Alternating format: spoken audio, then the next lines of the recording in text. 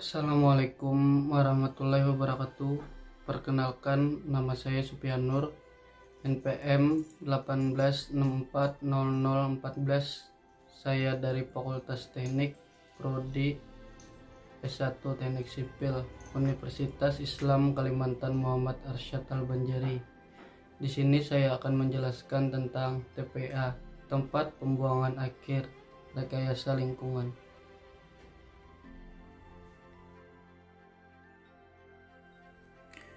Pengertian TPA.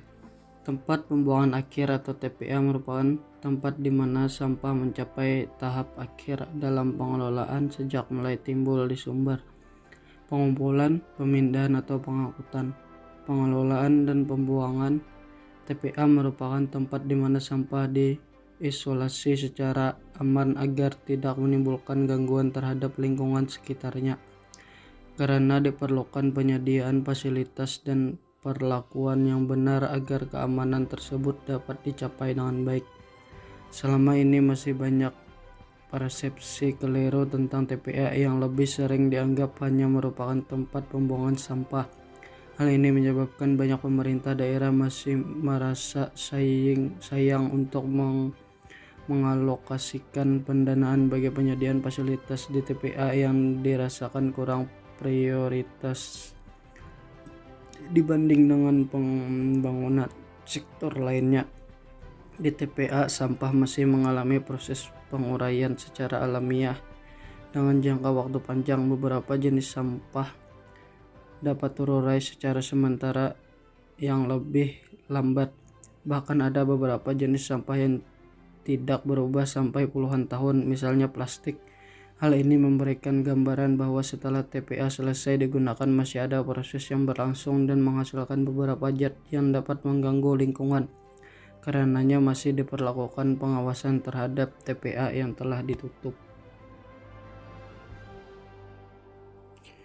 Persyaratan pendirian TPA: 1. Pemilihan lokasi TPA, 2. Survei dan pengukuran lahan, 3. Perencanaan, 4. Pembebasan lahan, 5. Pemberian izin, 6. Sosialisasi, 7. Mobilisasi tenaga dan alat, 8. Pembersihan lahan, 9. Pembangunan fasilitas umum, 10. Pembangunan fasilitas perlindungan lingkungan, 11. Pembangunan fasilitas pendukung.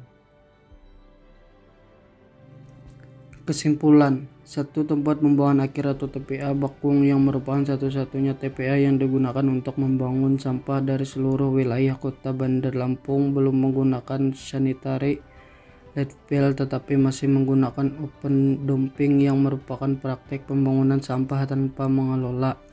5. Peningkatan jumlah pendukung dan terbatasnya lahan di Kota Bandar Lampung memerlukan penanganan sampah yang khusus dikarenakan keterbatasan lahan untuk tempat pembuangan akhir atau TPA sampah, dan juga terkendala dengan jumlah kendaraan serta kondisi peralatan yang telah tua. Belum lagi pengelolaan TPA yang belum sesuai dengan kaidah-kaidah yang ramah lingkungan.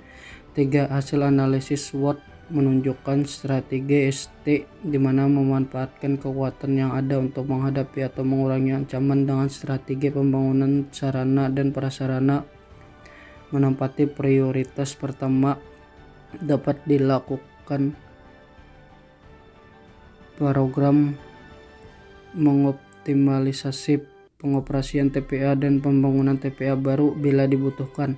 Pengadaan sarana angkutan dan wadah tempat pengumpulan dan pembangunan prasarana pengomposan atau pengolahan sampah tingkat RT atau RW. Sedangkan berdasarkan analisis AHP menunjukkan alternatif peningkatan peran serta masyarakat menempati peringkat pertama dengan program composting. Sekian penjelasan dari saya. Salah hilap mohon maaf. Assalamualaikum warahmatullahi wabarakatuh.